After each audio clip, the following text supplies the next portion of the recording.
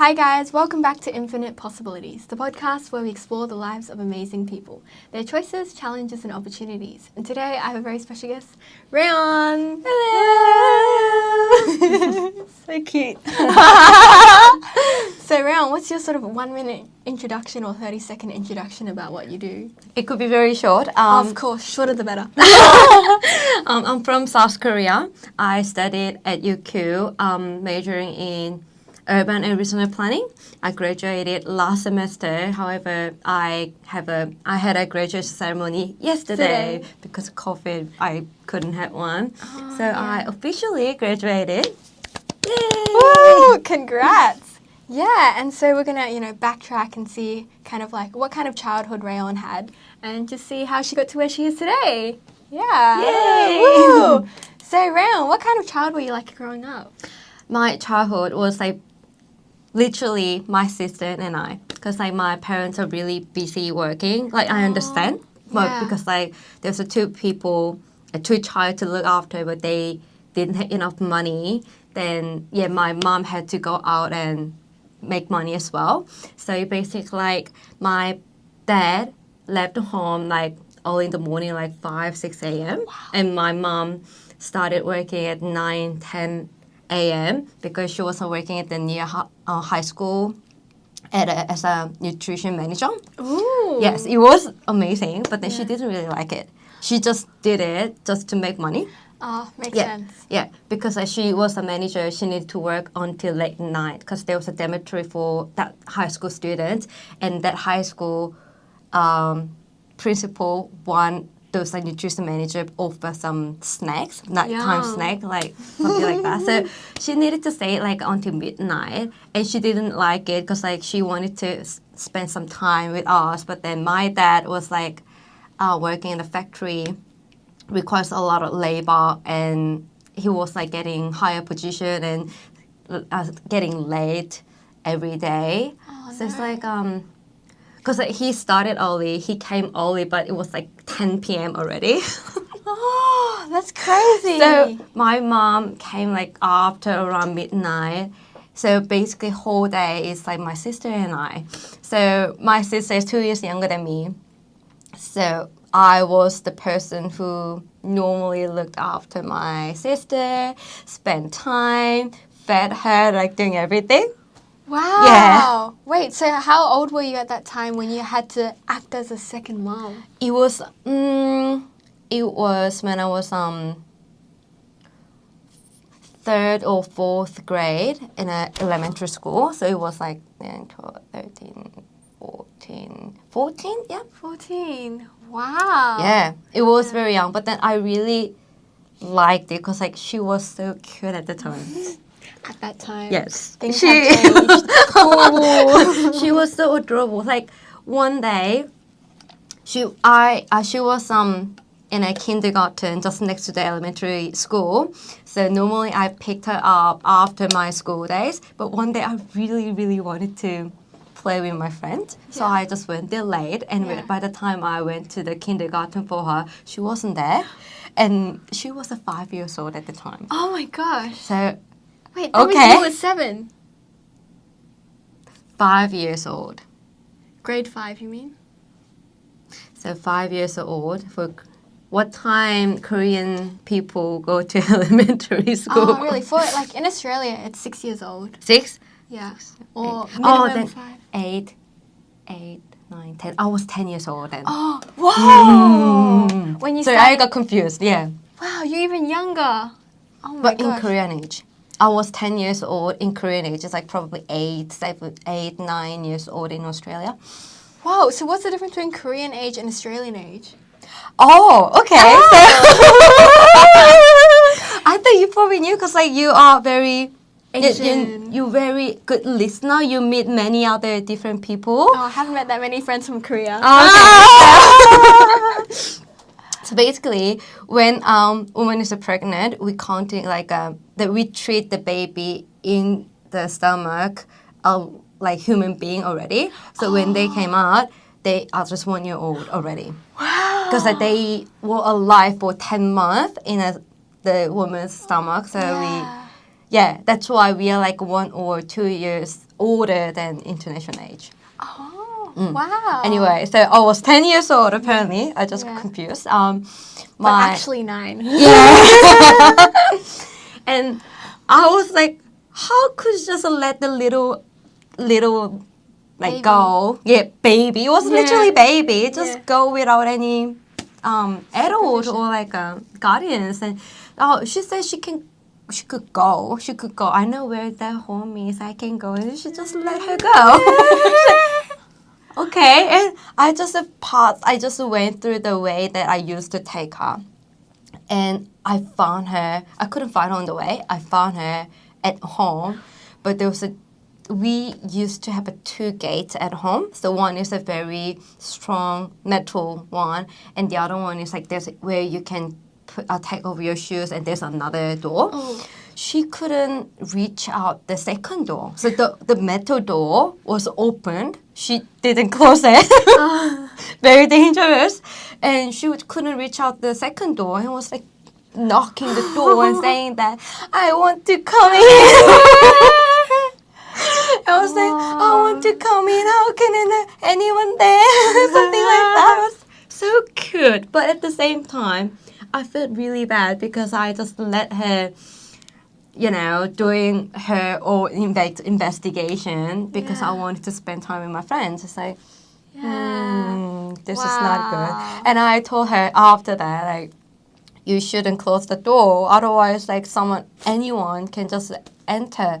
And she said, oh, I was waiting for you. I was like, okay. You knew that was coming. Okay, that's my bad then. Yeah. Oh Yeah. my gosh, but she's really intelligent for like.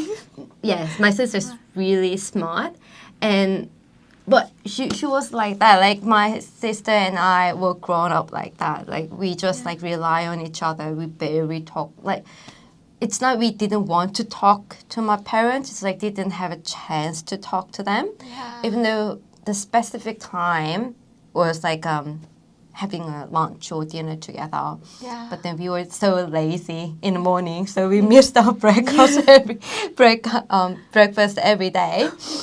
And dinner is like very hard because they are not home. Yeah. And lunchtime, obviously, my dad can come, but my mom sometimes may stop at home because it was close by. Yeah. So she's quickly checking, what did you eat? There's a food inside, and she just came back to work. And the other day, I remember is, because like my mom was working close the house, but then she just finished late. So my sister asking me, I want to see my mom. Can we just come to my mom? So just I took her to the high school, and however they were really busy. They're preparing a nighttime snack for students, so I just couldn't bother her. I just felt really bad. So my sister and I just hid in a bush area. And just like looking at her, say, "Wow, mom is working." Like she's talking to customers, like something like that. It was so, like really proud of her. Yeah. And one of her colleagues had found us, and isn't it Raeyeong? Come here. It's okay. You're not bothering anyone. It's like we were invited, and they just share some food that prepared for students. So we're just like eating a lot. My mom. She finished and we all came together. Yeah. I remember those moments like really happy memories because like we were watching her working hard and we had like really good food. Yeah. But then my mom remembered so differently. She said that night was the worst day because I felt like it was full of guilty. Because like she felt like I just couldn't forgive myself just to let you two doing all this by yourself. She said that was the worst day. Whereas my sister and I said that, we were able to see my mom. It's like very different. Damn. Interesting. Yeah, it's so interesting the different perspectives, right? That bush and you and your mom. Yeah, I was like looking at different things. Yeah, but we were find this like a game. We really liked it, and like we were seeing my mom like even further distance. Yeah. But my mom was like, no, such a bad mom who just let kids doing like walking around at this time and not Yeah. spending time with them. So wow. Yeah. No, mom, you don't need to think like that. It's like very funny. Yeah, my mom and my sister and I used to make fun of her a lot with this. Like, you strange one. Yeah.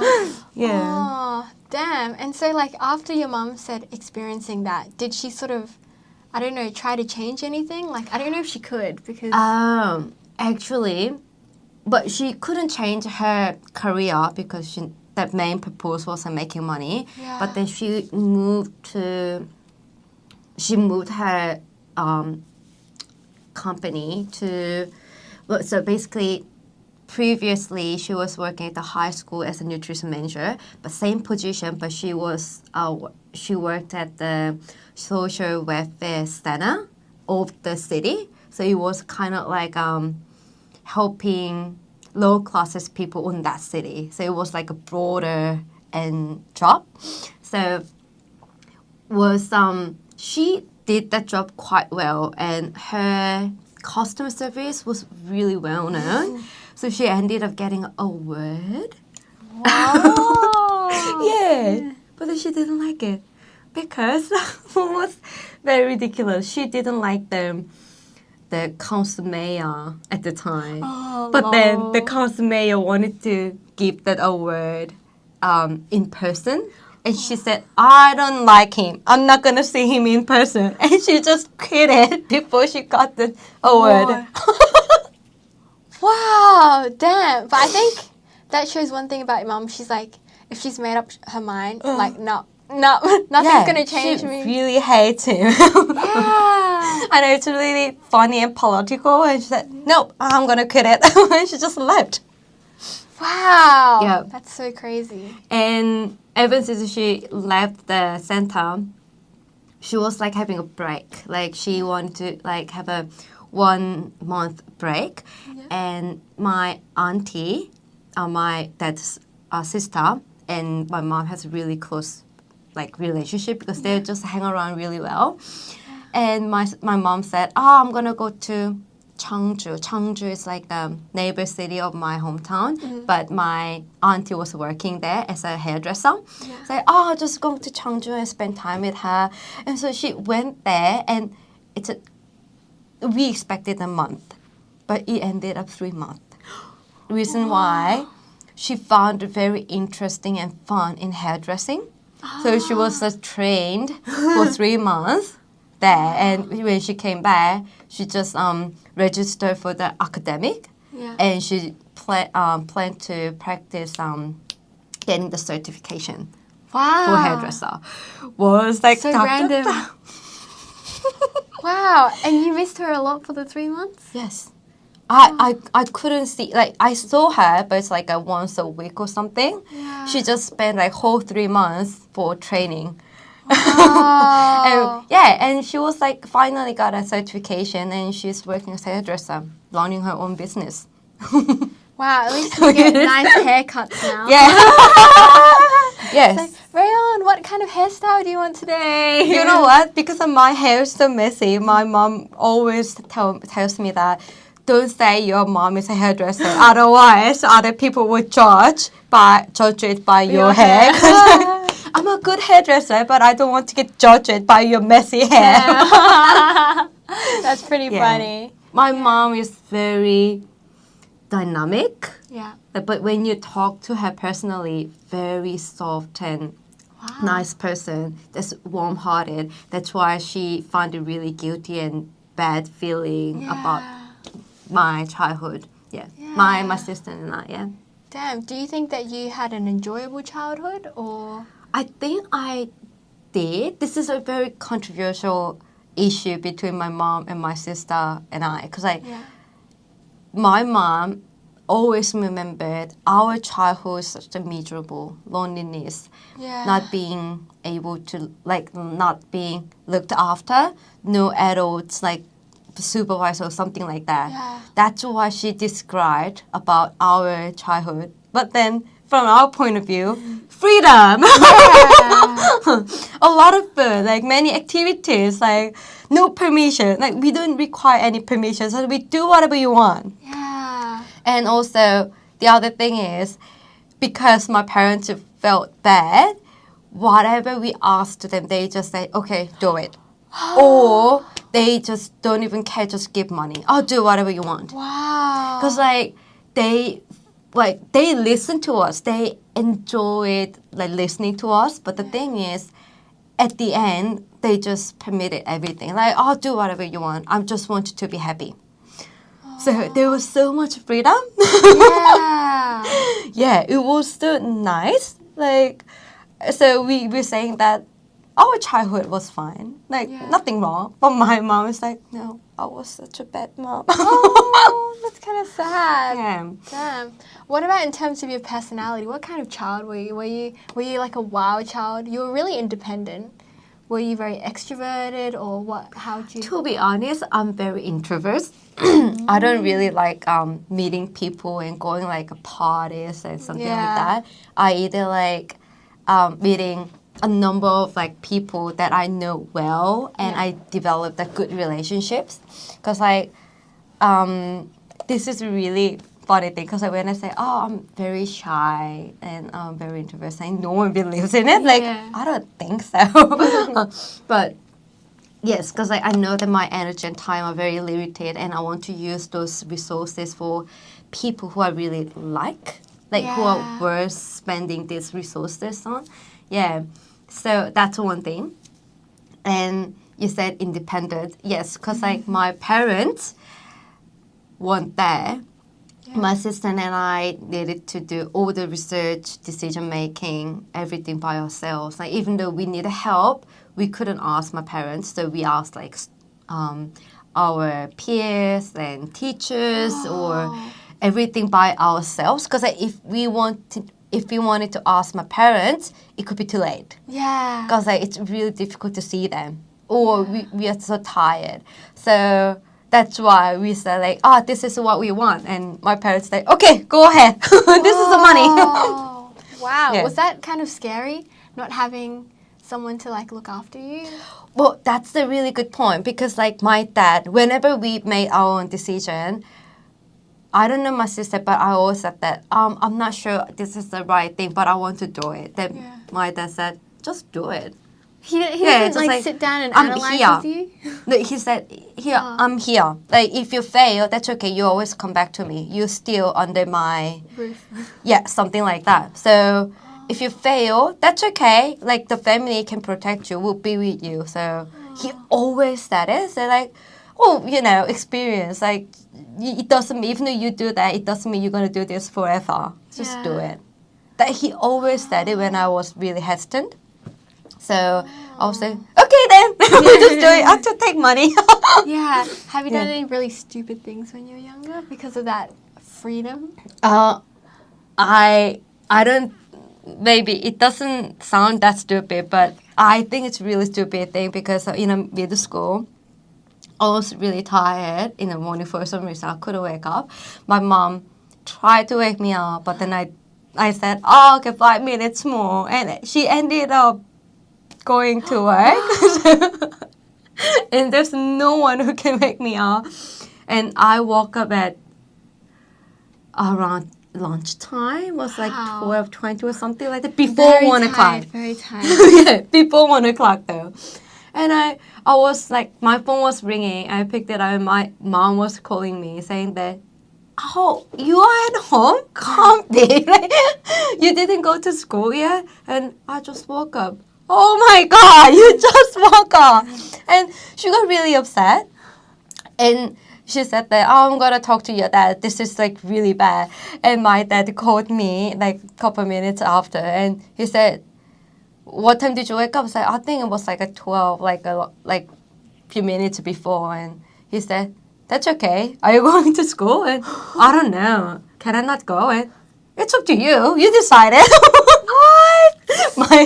My dad said that this is your personal education. Like, even though we pay for it, you the one who studies. So you decide. If you don't want to go, don't go. Wow, and did you end up going, if you Not remember? going. Wow, did you end up skipping a lot of school? No, I went there, but I just didn't take a classes. I did something else at school. What? Wow, that's so different because your mom is like really anxious about like, oh, come on, Raeyeong, get up. And your dad's like, whatever, mate. Yeah, they're really different. Yeah, I know. Yeah. My mom is like very passionate about education typically, but my dad is very passionate about my happiness. Like he doesn't really care whatever it is, as long as A, I can enjoy it. Second, B, it is safe. Yeah. Safe to do it. Yeah. Still alive and happy. Wow. Yeah. Oh, make sure you drink some water if you're thirsty. Thank you. Go for it. Yeah. Very different. Yeah. Cool. And what about in terms of your sister's personality? Was she very independent? Because you were like her second mom, so she doesn't really need to be as independent as you were. As I said, I did look after my sister really well because she was very cute. But when we grown up, she is more like so the thing is, she is very independent. She is very strong woman. Yeah. The difference is she's also like taking after others as well really well, like but very limited. She's really picky. So if she likes the person, she looks up to really, really well. But most of the people, she doesn't care. Oh, is Same that, as me, but it's like a harder version. well, more extreme. Yeah, like she's very restrict. Like she's a picking people. Very selective. Yes, very. So she's like, you, we friends. Everyone else, who cares? Do whatever you want. She's just like not interested in human beings. Like my sister and I are naturally not interested in human beings. Like when we were young, we barely hang around any other friends. No, we always us. Always my sister and I, both of us. That's it. Wow. The thing is, she got really jealous when I talked to other child. She just like go away. Yeah. Or she just like sitting on the like far there and just like look at me like that. I said, "Are you seriously? You want to spend time with them, not me?" Yeah. So we are very exclusive. Like spending time. Like we always talk to each other only, not anyone else. I think that personality is pretty much the same nowadays as well for her, because like, she is like not interested in anyone else, but she has a very specific criteria that she likes. Then she spends time only with those people. Wow. I know her all uni friends because it's so limited. Wow, damn. I'm kind of surprised that just you and your sister hung out for most of the childhood, that you didn't really, like, what about, like, other peer groups? Was it just because you were so busy, or was it because you felt like, man, these people, they don't understand the way I live? No, it's just like we're not interested. Like, this is a very tricky thing. So when I say we are not interested in others, I think most of people find it hard to understand this sentence because, like, I don't know. We're just not interested. I am not interested.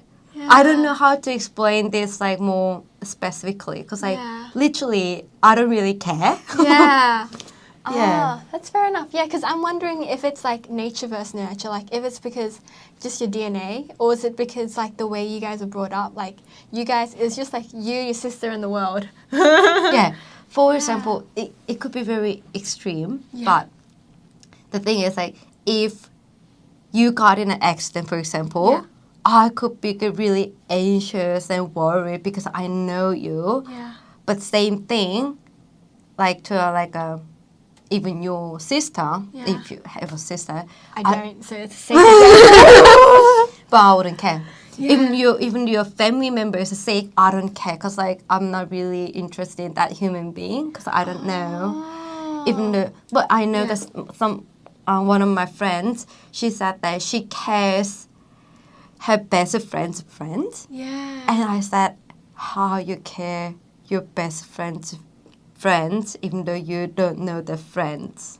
Oh. Because like it's like out of my mind. I don't really care those kind of people. But then some people really care about human beings. It's like human being themselves. So what if you say that you met my sister like once or twice, like you've seen her before? Would you care then? What do you mean? As in like I was like, oh hey Raeyeong, here's my sister, blah blah blah. No, and I then, don't care. Oh really? Because I need to have that relationship for you to care. Not just relationship. Even though we have a deep relationship, it's like mind issue. It's like if I have that something, I don't know how to explain this, but when I like someone, I feel something, like a ticklish feeling when I like someone. Like, oh, I want to talk to them more. Like, I want to know about the person. If I don't have that mind, I don't really care. Oh, so when you say that ticklish feeling, is that only for romantic relationships, or is No. it for Or you, really, or my colleagues, or my soulmates, or something like that. My sister, something like that. Like I really like them, so I want to know about them more. I want to give something to them. Yeah. I'm thinking about them when I go to the nice place or something like that. Yeah. Yeah, those kind of feelings, like people who make me feel those things. Yeah. Then I care.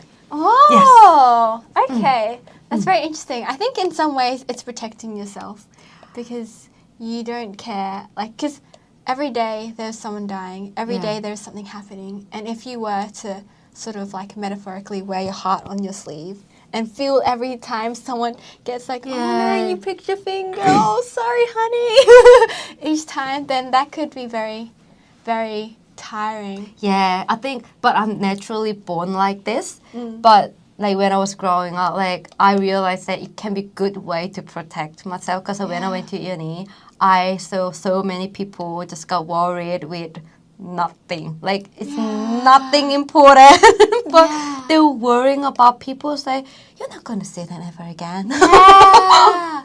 Oh, especially when you go to a networking event and you feel like you made a fool of yourself. Then I can be really good person today. Yeah. Because I know that I'm not gonna see them again. You have nothing to lose. Ah, That's kind of true. But my sister, she doesn't really do like pretend to be a good person at a networking. Like that's a difference. I can pretend a good person, but she doesn't even care that. Oh, wow. That's a really difference. Yeah, we had a very similar childhood. I think that formed the similar personalities. Yeah. But when we grow up, it's a little bit different. diverse. Yeah. Ah, that's so interesting. Maybe this theme will be revisited later on in life. Yeah. But because of that, she is I said, literally only person who can understand me fully. Because when I said, like, for some people got shocked when I said I don't really care people. Yeah. Say, how could you not care? Yeah. You are human being. We are all humans. Like, yeah, that's right, but that's not my business. Yeah. Yeah. Yeah, fair enough. Fair point. I think people in general probably should care a bit less, and maybe you're further on the maybe extreme end. But it's hard to sort of measure how much you care. Like maybe is it like for the people that you really care about that you care more intensely than everyone else? Yes, that's true. That's the different levels. But my case is like very dramatic. Yeah, extreme, all or nothing. Yes. There's no such a middle. Yeah. Oh, okay. I mean, I guess if you only have like a limited like 100 caring energy points. Oh, yeah. That's what I'm saying. You can't just use this energy to everyone. Yeah. You better like choose and focus. Yeah. That's what I'm thinking. Okay, that sounds interesting. A very kind of, I guess, wise allocation of resources. Yeah, okay, cool. And then so when we were going to talk about like when you entered high school, like I wanted to know how long did that period of time where, you know, you had to look after your sister last for? So you were around 10 when it started. Did it go all the way to like before university or? No, it was like, oh, of course, like as I said, she was very independent as well. Yeah. So I looked after when she was really young, but by the time we went to like middle school, she already like very smart. Oh. And that's the point. I don't really care because like, she was getting too picky. She is really picky and very aggressive. Wow. I am aggressive too, Yeah. but her aggressiveness is like aggressive. Wow, on another level. Yeah, it was Wow. so funny. So yeah, so she's just like very picky and aggressive to others, and very kind and careful with those people. Yeah.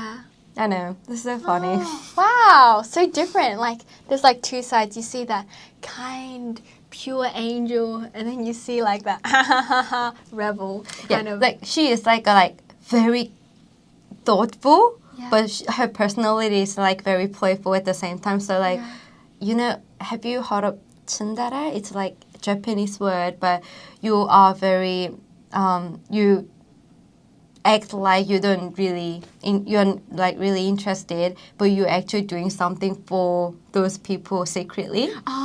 Something like that. She is like that. So when we are talking and doing like conversation, she's like very playful. Can be very naughty, but when something happens, like an issue or problem, she's like very thoughtful, and happy to help others as well. Yeah. And maybe in private and secret without them knowing. Yeah. So, She's like that. Yeah. nice. I want to be her friend. I love those people where they're She sort likes a pretty woman. Well, I don't know if I qualify. Same as me, but the different thing is, even though like the lady is really pretty, if they are like a very naughty and aggressive and like being not nice to others, I don't like her. But my sister still likes her. She thinks like, oh, she can be that dodgy because she is pretty. So her appearance accepts everything. That's her. Oh, that's kind of true. Sometimes you can afford to get away with things.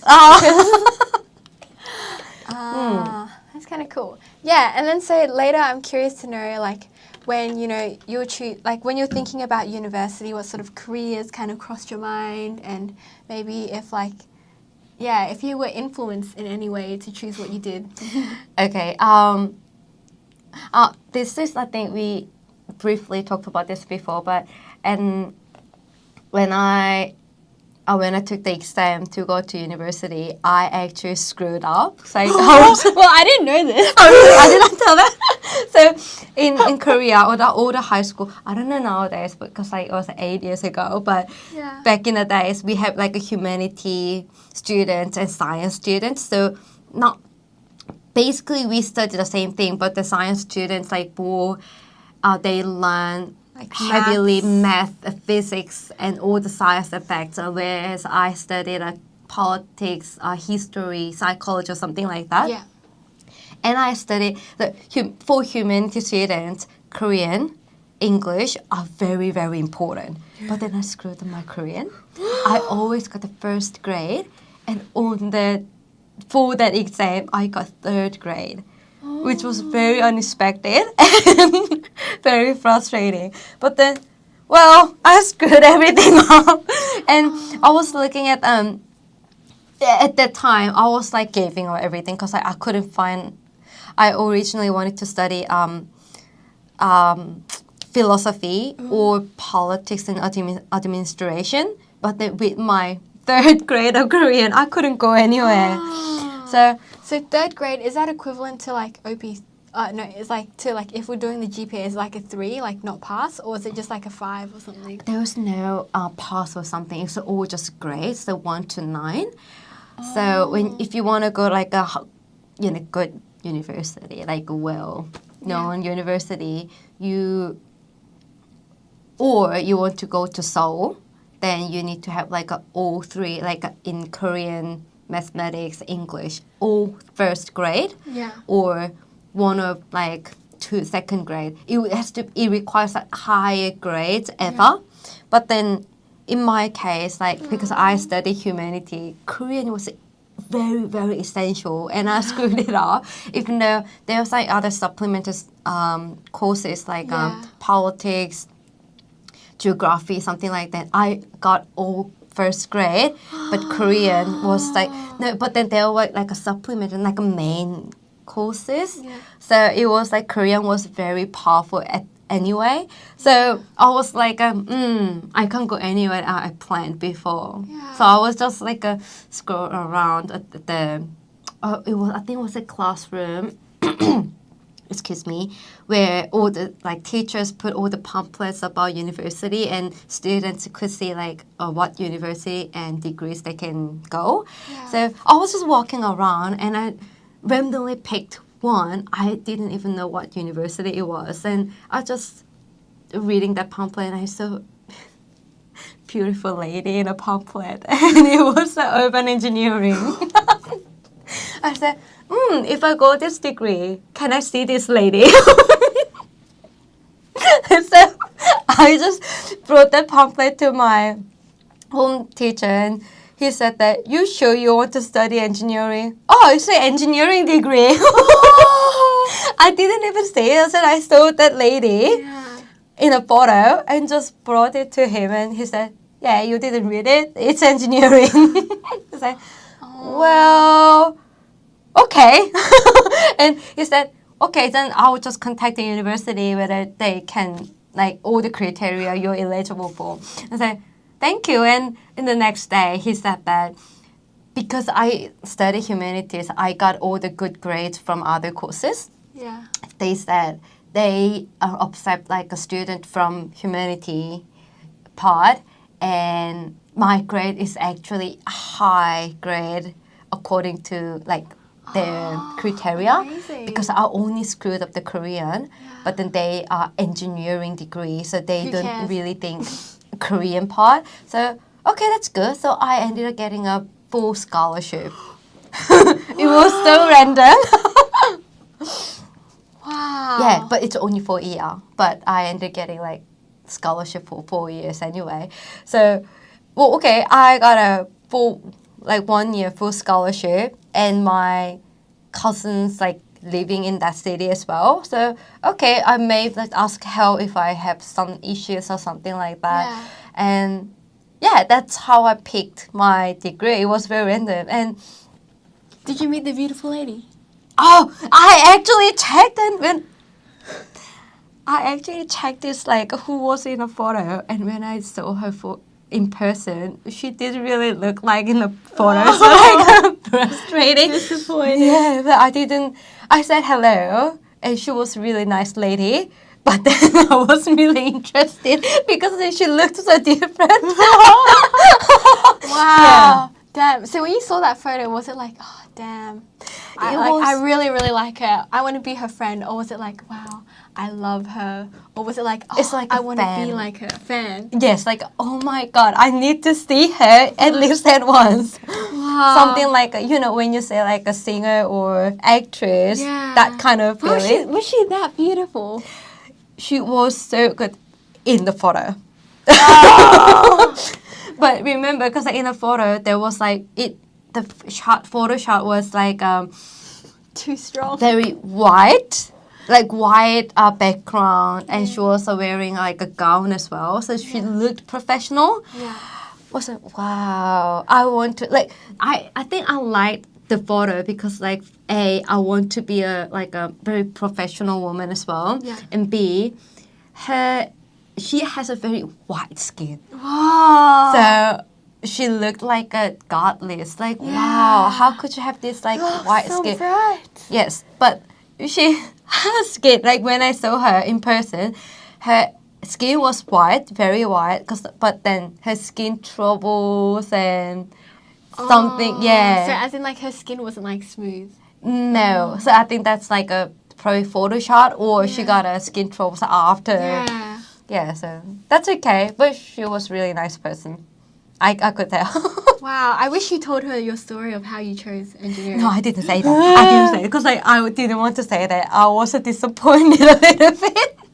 Because everyone knew the photo. When I was looking for the lady in the photo, Yeah, you couldn't find her. yeah, no one knew. I ended up going to the person who like managed the photo shot, and that person remembered that. But it was so hard to like no one could recognize the person is that person. So I just didn't ask. So sad. Wow. And how did you go about asking people? Were you just saying like, oh, I'm a big fan of this girl? Or were you just like, oh, just curious.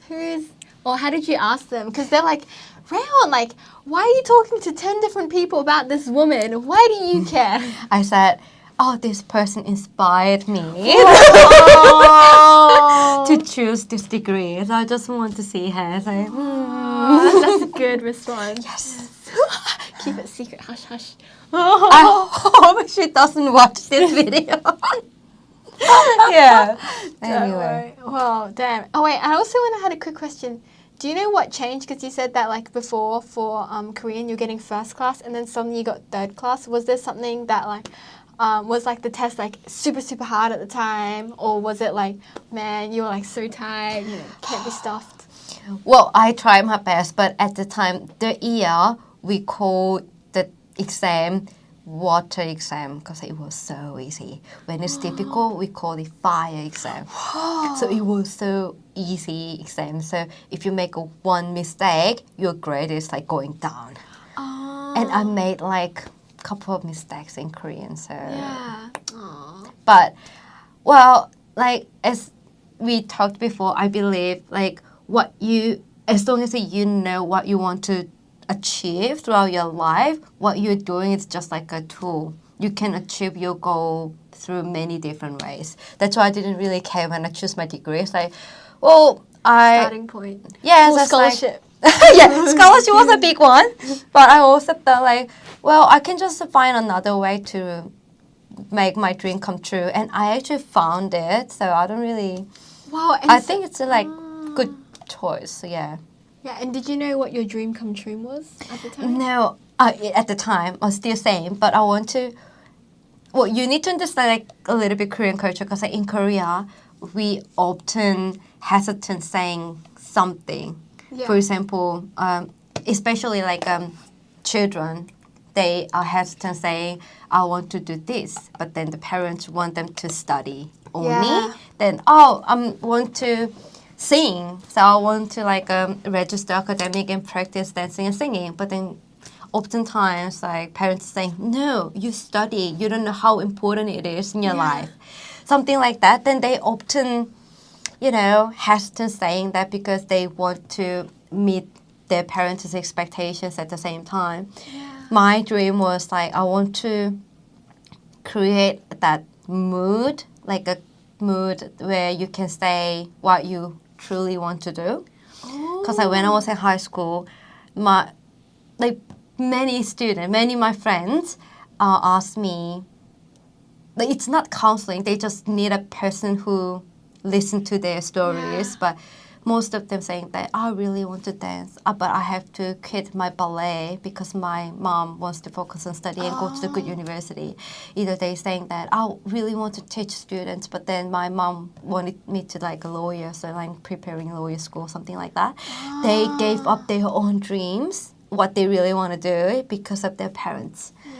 And when I was listening to them, very different home culture, like in my child, like I'm saying everything I wanted to do, and I actually did most of them. Oh, wow. But then for them, the situation is really different. Their parents are really, I say, demanding. They ask so many things to their children, and I wanted to change those kind of cultures. As my dream was like, I want to create a mood or culture where we can say, I want to do this without others. Barriers like, and yes. stuff. Creating a world where people can fulfill their dreams. Yes, like, no, it doesn't need to be your dream, but just whatever you want. Like, for example, if you want to go home at 6 o'clock at work, you can do that. You can just go home at 6 o'clock. But at the moment, Korean culture is a little bit hard. So if your like senior members, say your manager or director is still around, you can't go.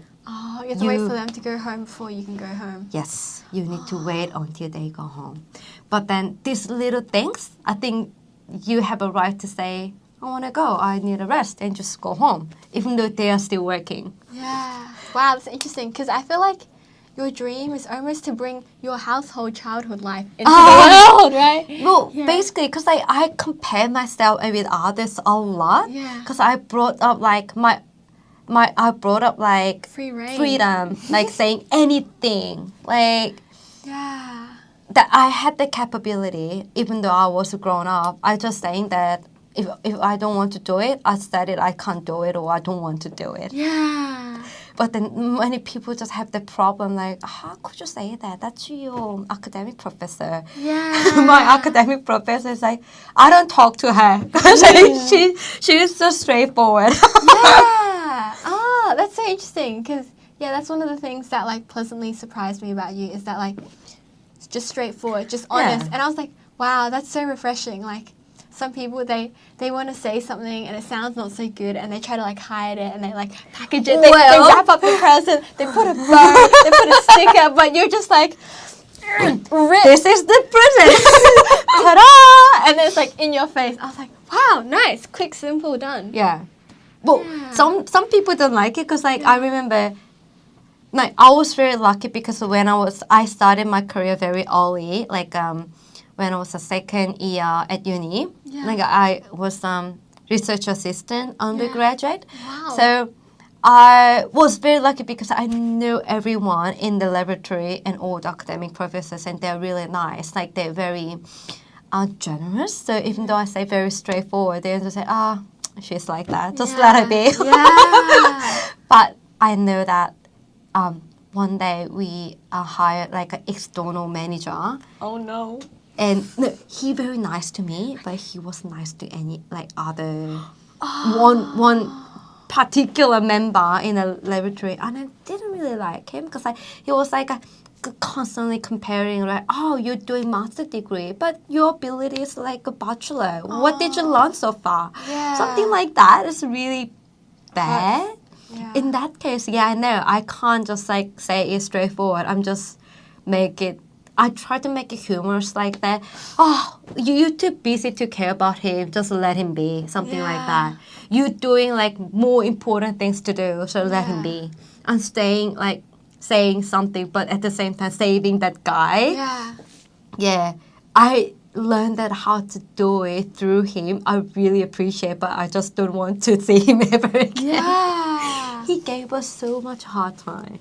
Yeah, because like except for that, most of the times I worked like my senior members or my friends all already know. So I was very lucky, but yeah, in Korea you can't say that easily. Yeah, that's kind of beautiful that they didn't try to change you. Yes, that's what I'm saying. I was really, really lucky. Like they were just accepting me as I am. Yeah. Yeah. Wow. Cool. And so I want to know, did you really enjoy your engineering degree after all? Okay. So even though I was pretty good because like whoa. yes, I got A Humanities plus from physics. Wow. I think you picked the wrong. But you know why I got the A plus? Because like there was a 50 students in a one course, and it was not absolute grading. It was like relative grade. Yeah. So if there are more people who are worse than you, you got A plus. I got 40 out of 10 out of 100, but I got CA plus. Because like I know 13 to 20 students just like quit it. At the end, they couldn't stand the physics. Wow, a little bit of dumb luck there. Wow. So I got an A plus from physics and environment, engineering design or something like that. The same reason they just quit it or they just didn't study, so they just really bad grade and. Yeah, upgrading my degree. Wow, something that's like nice. that. It is nice. Thank all your peers Keep up the bad work. Yeah. That was the engineering part, but urban engineering was like a very comprehensive degree. So you're learning engineering plus like urban design, policies, environment part, traffic design, engineering, all these things for 4 years. And this is the point where I say I find a right tool to make my dream come true. So I found that urban policy is partially like a bigger picture to change the whole culture like that. So for example, if you make a rule that you can't let your team members go home earlier than you, if you set this rule, everyone have to follow, right? Oh. So I found the same scenario from urban policy. So I wanted to study urban policy more. Oh, wow. So That's see, cool. like if you have like a very clear goal you want to achieve, whatever you do, you can connect those things together. Yeah. Do you think that's still your goal? Yes. Wow. Yes. I'm excited for the future then. But this is the point like my academic professor said. He said, I'm a racist because my goal is for Korean people. Oh. And he got really upset and like, what about Australian people? They are not human? Yeah. It's like, I didn't really think about any other people. Right? Yeah, you are racist. Yeah, That's I interesting. didn't really think about any other people, but because I know Korean culture is really, really hard. Yeah, and I you think understand Australians are Korean better. culture. Better, yeah. Yeah, and it comes from like a sort of personal place. Yeah. But to be honest, in Australia, from my experience so far, you guys have that kind of Pretty good. good right to say. So I don't really worry about Australian people anymore. Yeah. Yeah. That's true. Cool. And then so after you finished your degree, what happened? And when did you come to Australia? Because I think you told me you were like backpacking or something at the time. I did a working holiday in 2013. So straight after finishing your bachelor? No, it was so I finished my first year and came to Brisbane. Really? Whoa, you were young. Yeah, I know, I was young. Wow. So the idea was, when I was in middle school, I wanted to go to France. So in the second year of my middle school, I started saving money and ended up getting $7,000 when I enrolled at university.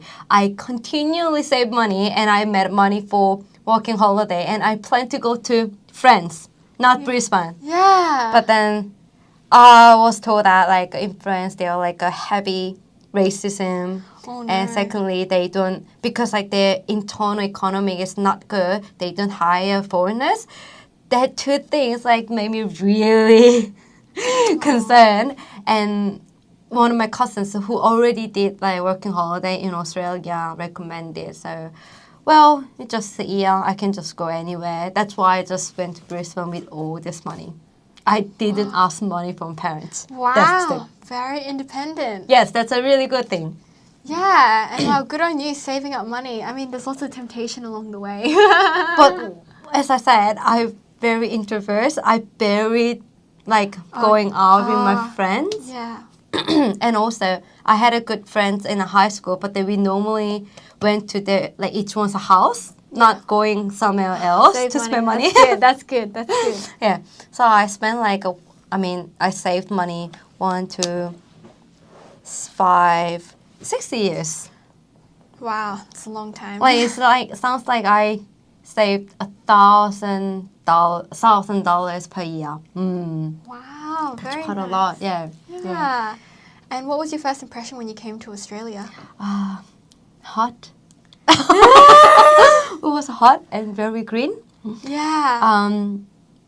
And I found that I still saying that to everyone, but it was really nice to see like strangers smile Yeah. when you see like that people like and they just go. They Yeah. don't talk to you, just like and let's go. Yeah. It was so nice. I really Yeah. liked it. And that culture actually changed my personality a little bit because I was very super introverted before, but now I'm smiling back to them as well. I think that's amazing culture. And I met my husband here. Oh, hello. And Hello. how did you meet him? Tell us all. Tell our audience.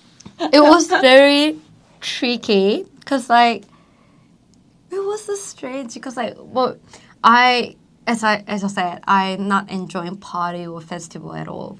But there's my friend who was about to leave Brisbane very soon, but she wanted to go to the Korean festival once, like last time or something like that. So then she couldn't find anyone else for free. At the time, I was like, no job, no study. So she asked me to go there. It was at Logan. And yeah, okay, whatever. It's like, it's your last like festival experience and I can go there. And I went there with her and she was like, there was like many booths, like education booths, like insurance booths and something like that. She was like talking about the education booths because she wanted to stay in Australia longer. Yeah. And when she was like getting like advice from that booth, there was a guy who was just like handing out the balloons. And I wasn't really interested in him, but I was interested in balloon. Yeah. I was looking at it. And he was like, would you like to have one balloon? And I say, yeah, sure, why not? And I took one. And we left. But at the end of the festival, she said that she wanted to talk to the guy who handed the balloon. And she said that she was like much older than me. Well, she was like 12, 13 years older than me. Yeah. And then she said, I have a really good eyes. Yeah. Picking good people. I think that guy's the one. For And you? No, she said she wants to talk to him. Yeah. But then I'm not good at English, so can you just talk to him instead and saying that you have a friend who wants to talk to you? And I said, okay. I can just do that. And I asked him, I want to practice my English. Can I get your Facebook account? And he said, okay, yeah, sure, why not? And we exchanged it. But by the time I went back to her, she said, that's for you. So, what? I'm not interested in that guy. And she said, no, trust me. Like, if you're not interested, just as a friend, he is a good person, I guarantee. I said, okay, whatever. We ended up dating. Oh my gosh, wow. You still friends with that girl? I don't have her contact details, but I saw her like a couple years later. We just bumped into each other like in the city. And the first question she asked was like, are you still dating with him? So, yeah, we are even engaged. Wow. And I was so happy because she figured out how to stay in Australia longer. She said, now I'm a student visa. I'm living in Brisbane, but I moved to the Melbourne soon. So, wow, so you made it. I'm really proud of you. And she said, I'm really proud of you too. See, I told you, I have a good eyes. Wow. Wait, and how did you meet that friend? Was it from backpacking? It was I'm not sure that casual job is still existing, but that the Ulaanbaatar stadium, that every time there was the matches, they hire like 50 around people to clean that stadium. I met her there. That was a really good job. When you do it for 2-3 hours, you got like $200. Wow. That was really expensive one. Yeah. But I used to do that job. Wow, but most of all, you met her and then you met your husband. Yes. Wow. That is a really good job. You know what is so funny? Like at the time, on the day, he was not supposed to be there. Oh, He explained that his colleagues, like who was supposed to work with that lady in a booth, like the person's daughter sick. So he asked him, "Can you go there and support the lady on the Korean festival day?" And he said, "Yeah, why not? I don't have partner. I don't have children. I can go there for you." And that's how we met. Yeah, and that's exactly what you told your friend, pretty much. Like, oh, why not? Like, I don't have anything to... Yeah, exactly. It was Wow. like a full of accidents. Like, wow, okay. Wow, beautiful mistake, they say. Wow, that's so Yes. fascinating. I'm going to ask you a lot more questions after the podcast. Wow, how to find a husband 101 with Raeyeong. Wow, okay. So moving on through the story. So how long did you intend to backpack in Australia for? It was like 11 months. Oh, you were planning to take a gap year. It's like a gap year, but I Wow. didn't know the concept of gap year because we don't have one in Korea. Yeah. But when I'm looking back, it was like a gap year. Yeah. But that was the point where I got in an accident because like I was planning to like because I have a 1 month left. I wanted to travel before I went back to Korea. Was I planning to go to Sydney, Melbourne, Perth, and go to Japan? But then I got in an accident a week before my travel time. It was like January 23rd. 7:15 in the morning. I still remember those Remember. dates. Wow, and so how long were you in Australia before the accident? Was it just like... It was 11 months, and I needed to, because my visa finished just in a month, Yeah. I needed to expand.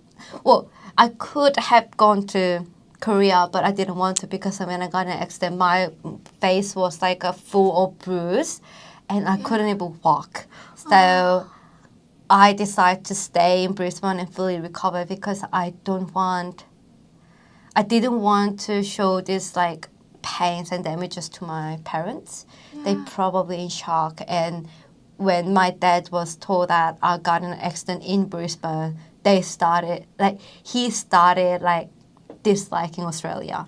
So it's just like Australia in general, very dangerous country. Oh, no. He got a really bad perception. He still has the bad perception. It's like Alex, my husband, is like trying to break him down Yeah. and talking to him in Korean. Oh, that's so cute. Yeah, but then because of that, I needed to get another visa. But it was like, I met my Alex in a 5th of October in 2013, and the accident happens in January 2014. It was so like baby relationship. I couldn't ask for him like a permanent residency or something like that. We couldn't even think about it. So I need something else to stay in Brisbane. So I got a student visa and stayed 10, 11 months more. Wow. That's how I stayed here for 2 years in total, unexpectedly. Yeah, and so and then what did you study? Oh, you studied your master's, was it? It was not just English, general English, but I didn't need to go there every time, just like once a week or fortnight. It was the cheapest. Cheapest and easiest visa. Wow, that's actually kind of smart. I mean, you got to improve your English and recover as well. Yeah, and I need to show that I have a willingness to recover and get into the social as well to my insurance. So it was a good start. And I went back to Korea, finished my degree, and came back to be with Alex. It was Wow, so nothing we romantic. could do. It's just like by the time I graduated in 2018, one of us needed to move. Yeah. But at the time, Alex was like, no speaking Korean. He has no ability speaking Korean at all. And his job at the time was a designer. So competitive in Korea. Yeah. So all my colleagues and professors and myself, we all say Alex won't survive. Yeah. He's gonna die here. Yeah. So, okay, I better go to Brisbane because I know how to get a job. I know how to speak English. Yeah. I know how to make money and manage myself. Well, yeah, why not? Yeah. Wow, what a good attitude. Yeah, but then the visa was like critical issue because I couldn't find anything like easier to stay in Brisbane, so I just choose the student visa and started a master degree. Wow, and this was all for Alex. Well, 85% Alex and 15% for me because I studied urban and regional planning, which is very close to the like policy as well. So if I want to do policy, like urban policy, and I sort of understanding like Australian context as well. So I think urban regional planning is gave me sort of understanding the Australian planning things as well. So it's like 15% for me, 85% for Alex. Wow, that is a very big portion for Alex. Alex better appreciate it. He does. Like, I paid all my tuition fee by myself, but he supported all the finance things for me. So he paid like my phone bill, water, electricity, everything. And he fed me. So Good person. he's a good husband. Wow, Yeah. so cool. Damn. Yeah, and then probably my audience is kind of curious about like what accident happened. Oh, yeah, it's like very extreme thing. So it was in my place. You know where Puma? You know where Puma, the petrol station is? Yeah. It was exactly there, but it changed its name. So basically, what happened is, you know, it's just only one way, but then the driver wanted to cross the For a station area. shortcut to pass the traffic lights. Which is illegal. But then he did it just because of like to save time, and he didn't see me because he wanted to get in the main road. He was looking at that side only, and for me there was a convenience store, so I just straight. I didn't look after my like around. I just looked straight and just going there. Yes, food. Exactly. I was hungry, so I didn't walk around, and I didn't expect a car coming through that way. And even though there was a car, it should be slowed down, like less than 10 kilometers per hour. But he was speeding apparently like 20 kilometers per hour, pretty far. And I was there, and the car was like just like boom. But then he was too fast, and I was too light. So his bumper hit my knee. And it was like it was kept going. My face hit his window again. So when I hit the window, my whole gums, and I have 6 teeth are fake. So my all teeth are just broken apart and stuck in the gums. Yeah. And it was like whole bleeding. And then after I hit the window, I just like whick, and I put the ground. So my head tore, and I need to like 4 stitches on my head. Oh no. So on the day it was like very chaotic because like boom, boom, boom, it's on the ground. I was in coma for a second because like the lady was shaking me. Yeah, she shook me because I was in coma. Well, I don't know if she should shake you after an accident. But it was an old lady. Oh no. But then the driver was in panic. So the driver was like very young, like a 30s, and he was crying. Yeah. And the lady was watching everything. She was a witness and came up to me. And when I woke up, I saw the driver crying. Like, I'm so sorry. It's my fault. And she was like holding my hands by shaking like that. So the driver himself was very scared. Yeah. So the old lady looked after everything. Then she was calling, are you going work? What's the number? And she just calling the police, then the 000 and my workplace. She looked after everything. It was amazing. Wow. And yeah, that's what happened. And the first day, like actually, when I was gotten one in a hospital, I actually didn't think it was serious because like I didn't see me. It was, I feel like, oh, my knee is like very sore. My head is very painful, and I couldn't talk because all the teeth are stuck in the gum. Yeah. So it was bleeding inside. So the blood was like piling up inside, so it need to spill out regularly. Yeah.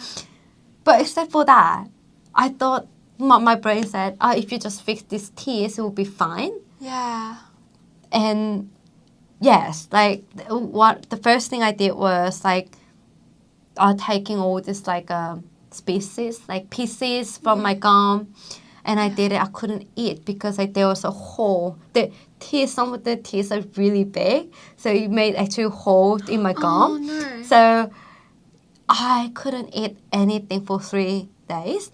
And Alex put me on the Alex, even though like it was like baby relationship, he looked after me really well. So I stayed there like 3 months until I could walk. Wow. So he was like putting in the bed, and because like it was very high bed, so I couldn't move. I couldn't see myself. Like Alex didn't let me see myself either. Yeah. So I thought it was like only teeth were problem because for me I can do like exercise. But on the third day, for the first time I didn't take a shower for 3 days. It's fine. It's fine. And on the third day, I wanted to take a shower, so I just walked off the bed, and I saw my face for the first time, and it was like a bruise, a whole face, and because you don't have teeth here, your lips just like it looks like it just like bumped, something like that. Oh, so it's like sort of indented inside. Yes. So it looked horrible. I didn't know my appearance was damaged like that. Yeah. And I was like about to cry, and Alice came in to get my lunch, and Alice got shocked, like, oh my god, she checked her face. And Alex started crying. And I cried at the same time, like, Alex, why are you crying? I was like, oh, I'm so sorry for you. Aww. We crying, and Alex said, like, no, it's okay, you'll be fine, I will look after you. Yeah. It was so funny, like, I didn't understand why he cried. He was so cute. Like, it's okay. I will be here. I won't leave you. Okay. And I got really, but then he thought that, he worried that I'm worrying about my face because I believed that I couldn't go back to the normal face. Yeah. But and also, ever since then, like, there was some holes, like the pieces that stuck in my gum.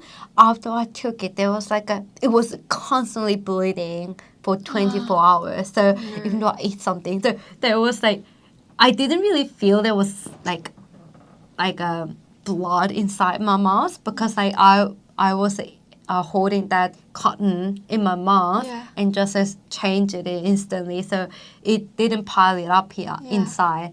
But when you're sick, you eat congee. Yes. And congee normally white. Yes. So Alex was feeding me. Yeah. It was white, and when it came out, it's red with blood. That was the time I felt it's serious. Yeah. Oh, That was a very extremely moment. And after that, all the bruise just like gone. But my facial structure a little bit changed. So when I came back to Korea, some of my friends asked me, did you get a plastic surgery? Yeah. When I wasn't fully recovered from that accident memory, I cried out of nowhere when they asked me, have you got a plastic surgery? Because you don't know what I went through. Just like crying on the spot for an hour. Yeah. And they don't know why I'm crying. They're really embarrassed, like, did I say something wrong? Yeah. Everyone is doing plastic surgery. It's okay. No one judge you, but I'm crying. Yeah. Because like that, you So many trigger emotions. that. Yeah. I was really bad. Like in Australia, I remember it was just like this modification. Like I don't have I wasn't motivated like anything else. I didn't want to do anything. I was like very lazy. I didn't plan for myself. Normally I had to have like a yearly plan, monthly plan. I stopped everything. For those days, my journal was like torn out, or like all the like sweat on my journal, something like it was full of anger.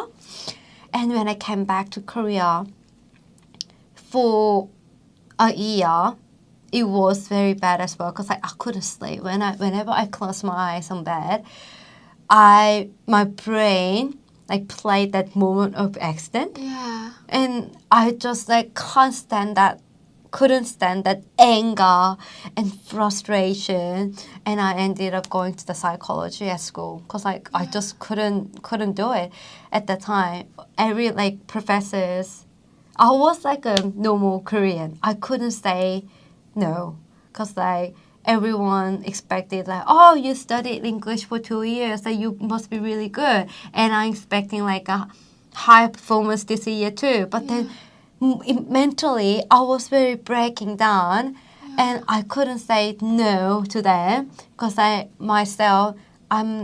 a damaged person. I'm not normal. I'm broken. So I was very struggling between all these expectations and broke myself. And one day, the psychologist said, like, it was like nearly a year, and she said, you better find more sustainable way to recover yourself because I am a broken person, even though you don't know. You just can't rely on one vulnerable person because like I can make mistakes and I'm not perfect too. So you better find the ideal thing is you are recovered in a social community. You find a person and you are healing each other. And I said, you know, I'm not interested in human being. I said, I don't want to do it with other people. I clearly said it. And she said, no, you need to because I'm not perfect. I can't help you all the time. And that's the point I met my soulmate. Tell me more. She's like amazing person. Like what I need is like when I have a problem, I don't want solution, but I just want to express that stress, or I don't even want to think about it. But she knows it's not she knows what I want, but she is like the person already. So she's so used to just like give me a room, like work on it, that issue. And when I come back, she just refresh me so well. Yeah. But she just naturally does things, and we at the same time, she is so me. She's like A, she's not interested in human being. Yeah. So her relationship is very limited, just like me. And B, her personality is like very straightforward like me.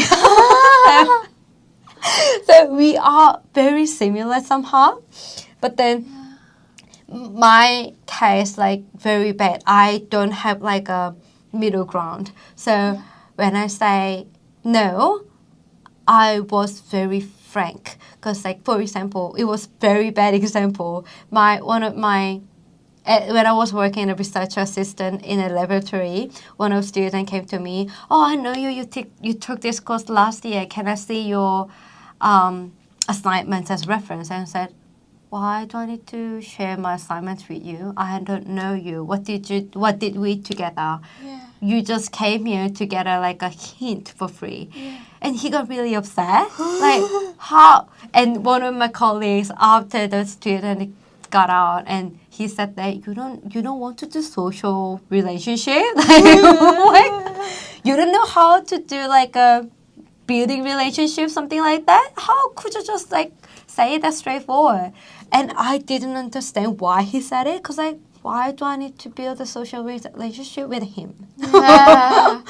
But then my soulmate, like, she was kind of like that, but then she's a more socializing way, like, Raeyeong, I know where you're coming from, but you don't say that to people. She actually educated me.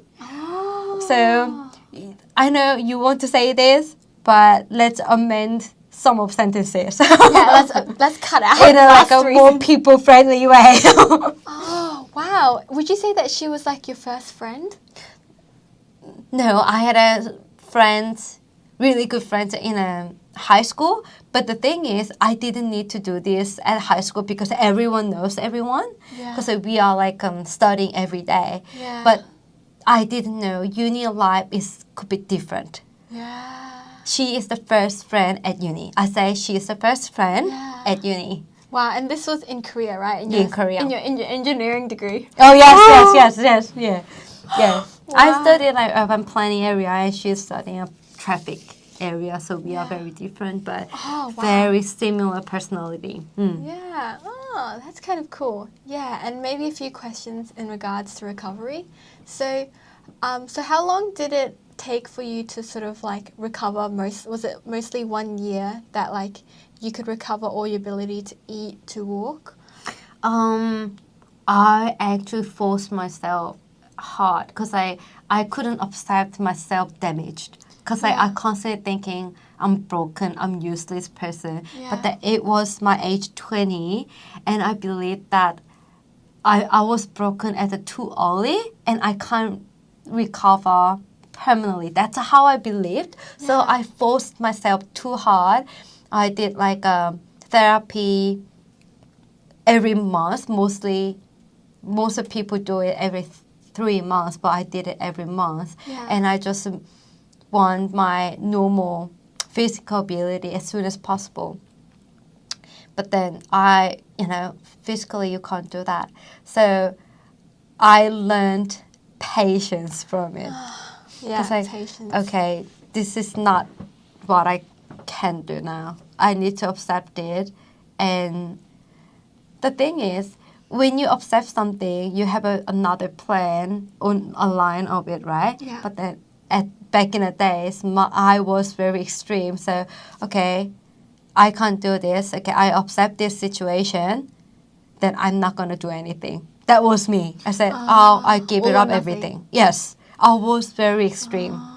So I just gave up everything and just like went to like required the physical therapy and required surgery. But my life of the 2014 was busy enough because I went through 10 different surgeries to fix my teeth within 10 months. It's like having surgery every month. Wow, and that was because you were kind of really impatient. You're like, gotta get this fixed. And also because of visa thing, because I had to finish all the surgeries before my visa finished. So yeah, but then I didn't do anything personal thing because I don't want to do it because I'm already broken. What's the point doing like improve myself in something? Yeah. I'm already broken. So I only did what insurance company told me to do. The bare minimum.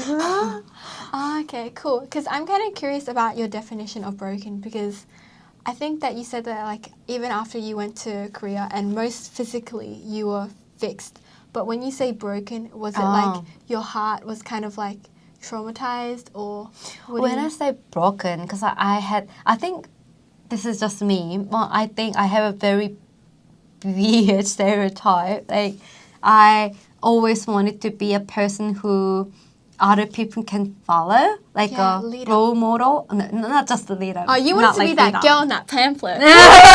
Okay, like a good person to follow. Like but when I got in an accident, I lost my teeth. I couldn't imagine myself getting the teeth back. That's why I was so miserable at the time. But when I say broken, it was like I don't have teeth. I have a limbo knees and I have a broken low back. I can't be a good model for people. That's what I thought. I'm never gonna be a person I wanted to be all the time. Yeah. That's what I thought. But then it was like I changed my like this kind of beliefs at the end of my surgery when by the time I got my teeth back. Yes. I looked normal. Yeah. And I don't know when, but I started exercise for my knees for the time being. So I just gradually did something. And by the time I went back to Korea, I thought I had like a meeting with my lawyers and I prepared some quote for the insurance to negotiate my compensation. And when I went through all of this, I realized that I gained a lot of experience. And those experience taught me, actually, with this experience, I was able to think, well, how many people at the age 21 have this many experience? Yeah. I think I still can be a role model for someone Yeah. as well. I think I can still take that dream. That's Yeah. where I can start thinking differently. Yeah. Yeah. So I thought, even though I knew that, like, I think that's the point where I thought there's no useless experience. Every single one is useful. It really depends on how you use them. So have you heard of the MIT Steve Jobs. Steve Jobs, MIT. On MIT. It's at MIT or Stanford. There was one graduation ceremony that he did, and he mentioned that connecting dots. The dots. Oh, you I so you know one. that? Yeah. He says, was it like that? Like, you can't connect the dots looking forward. You can only connect them looking back. Yes. And then you understand how everything. So he gave the example of his I know that speech, telegraphy things. Yeah. I think I totally agree with that because I saw this speeches later, but I thought the same thing by the time. Like when I went back to Korean university, the university in Korea, every experience is useful, and like it's really how you connect them to achieve what. So I have like different experiences, and I'm connecting. Like sometimes I'm connecting 2 lines or 1 line to, like one person has a different aspect. I have a good friend aspect. I'm a good a partner aspect, good family member aspect, and I may have good role model aspect. For so sure. when I connect those dots, like every line has a name. These experiences are for good role model. This line is for good friends. Something like that. I know how to use every single experience for what. Yeah. Oh, that's a really good way of putting it. It's like maybe your accident feeds into sort of being a more compassionate friend or X, Y, Z. So it's all like filling all these buckets. Oh, that's very smart. I like those kind of things, like visual stuff. Yeah. Yeah. And so in terms of role models, like when someone meets you and like what kind of role model do you hope to be? Like how do you hope that people will perceive you? I want to, not like a role model, but I just want to be I always want to be a person who can save your time. So for example, if I learn something, but I had to experience like all these steps, then I can advise, well, I experienced all of them, and you don't need to actually take this responsibility. It's like you save your time by listening my experiences. Yeah. I always want to be that kind of person. So there's a Korean poem I really like. In a poem said that I don't love a person who doesn't have a shade. Oh, And that's good. shade. No, not Shadow? person. In the poem, he says that he doesn't like a tree. He says tree doesn't have a shade. Yeah. So he says I like a tree who can, like a tree can give a shade and place you can rest or something like that.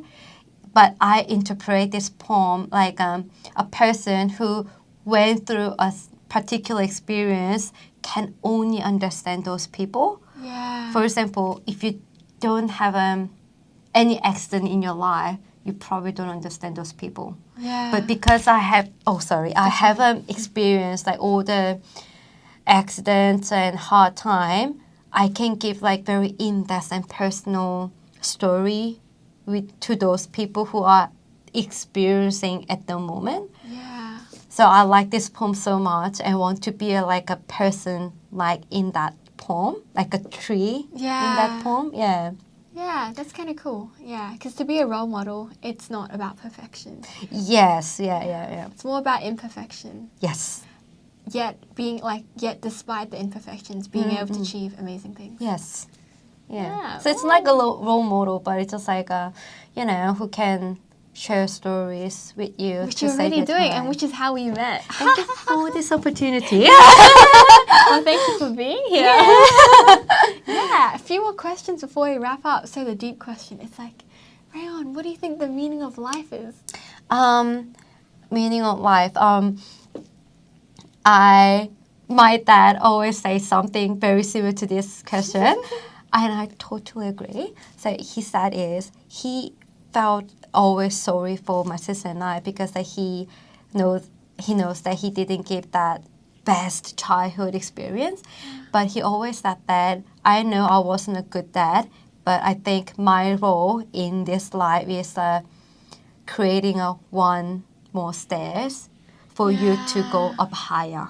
Oh. I think my meaning of life is why we are achieving one more stairs for next generation by doing our own things, like in many different ways. Yeah. For example, your role, I guess, like sharing all the awesome stories and people to inspire other people. Yeah. Something like that. We have our own roles and responsibilities while we are living, but we are doing it to make one more stairs for next generation. Yeah, it's like leaving the world slightly better place than we found it. Yeah. I think all human being is living for that one. Yeah, Yes. the whole impact thing. Yeah, cool. So what's your perfect day in the life? Sorry? Perfect day in the life. So it's like the perfect ideal day for you. What time do you wake up? What do you do? And what do you... I don't have such a thing. I never thought about it because like what's the perfect day? Actually. Yeah, there's no, this question is like, there's not really a proper answer. It's just kind of like, what, like, maybe I guess like for one day, what are the activities that you hope to fulfill, to have inside it? And like, I guess what time do you want to wake up as well? 12. My perfect day is like, I don't know, like perfect day. It's just like, again, I am really inspired by my dad a lot. Yeah. And we both think having a normal day is the perfect thing ever. Because like not many people are able to have a normal day. Sometimes they don't have a job. Sometimes they don't have money to do something. So as long as you have a very normal day, like wake up, go to work, make money, while you're doing things, like you're chatting your colleagues, and after work you meet new friends or something like that, maintaining normal day is like just perfect day. I never thought about it, but that's a really interesting question. Yeah, but that's a pretty interesting answer. Oh, thank you. I agree with it. It's like the mundane is like also like where you can find a lot of happiness. Yeah, because I want to contribute to society, but at the same time, I want to enjoy my day with my people. Yeah. So, like, bit of balance will be a perfect day. Oh, you learned the word balance. Said the extreme. Oh my God. Exposed you. Yes. I actually learned it in Brisbane, like with my colleagues. I never learned balance. So yeah. Yeah. Wow, that's interesting. And we're pretty much at the end. So we have to say, how was your podcast experience? It was actually, I was very anxious before because like I wasn't confident in my English. Yeah. And another issue is like, what if I say, like, what if I don't have answer? Like, what if I don't have like correct answer or weird things to say and something like that? But wow, there's no such a thing. There's no such a thing. And you make the whole conversation really chatty. And I really like this because like, I thought like in the beginning, okay, this is a recording, this is a podcast, I need to be professional. But when you said in the beginning, I don't know you remember, but you said it so cute, and ever since you said that, no, this is not professional at all. So you actually gave me that mood. So I go, chill out. This is just conversation. I remember you were yawning in the beginning before we started. I was like, don't be nervous. You're like, no, I'm already yawning. Yeah, I was really relaxed, during recording. Yeah, I really we went liked for it. 1 hour and 34 minutes. Oh my god! I know, right? So let's quickly say bye. Bye. Bye. Thank you. Thank you.